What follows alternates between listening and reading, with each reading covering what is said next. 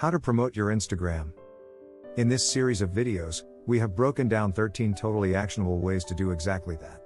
From optimizing your post and profile, to rethinking your approach to content promotion, any combination of these tips is fair game when it comes to Instagram promotion.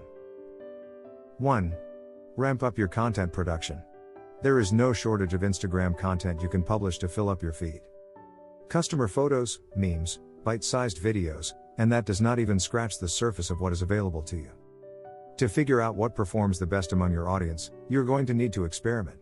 That means ramping up your content production and posting more frequently. Publishing to Instagram at least once a day is within the platform's best practices. Major brands like Topshop and Hennes and Mauritz post up to 3 times per day, if not more often.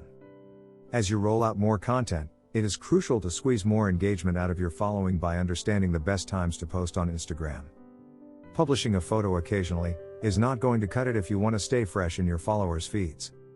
And speaking of which, that's also why Instagram stories are so valuable.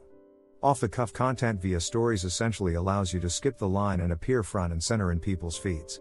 Not only that, but you can freely post snap after snap without worrying about spamming your fans.